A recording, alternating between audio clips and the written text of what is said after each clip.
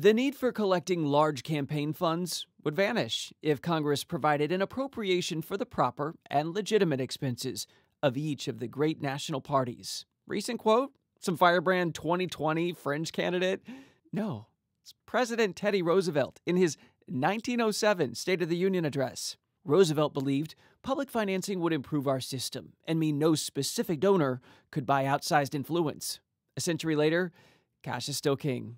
And the public isn't exactly happy about it. In 2018, Pew Research Center looked at the broader issue of political spending. 77% of Americans support limits on the amount of money that can be spent on campaigns and issues. 65% say new laws could reduce the role of money in politics. Was Roosevelt right about public financing, which has never been fully tested? Remember, this is politics, so it's debatable. 14 states have some version of public financing. Each one requires candidates to 1. Commit to limiting how much they spend. And 2.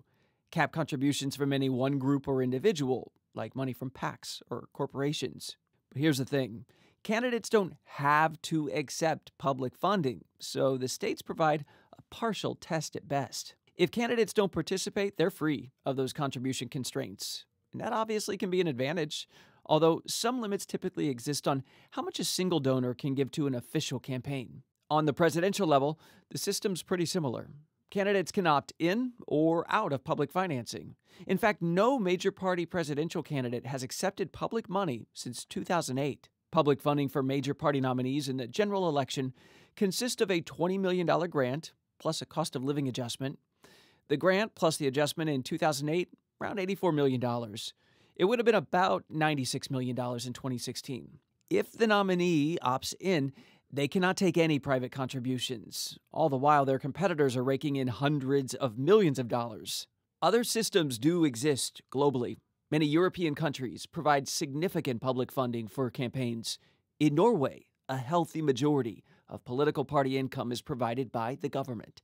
But it's hard to draw a comparison to the U.S. because in many nations, TV advertising is blocked, or candidates are limited to some amount of free TV time. Also, the length of campaigns is regulated, much shorter than the U.S. When you look at it, public funding obviously diversifies a candidate's donor base, since money can be collected through a surcharge or a tax checkoff. A few dollars here, a few dollars there. It's spread across the population. On the other hand, critics say it forces people to give money to candidates they just don't support. Cue the freedom of speech challenges in America. And the U.S. has one other quirk. Corporations are considered people in campaign finance, thanks to the Supreme Court. And outside issues groups can collect unlimited amounts of money, so outside influence would not disappear altogether, even if we embrace Teddy Roosevelt's vision from 1907.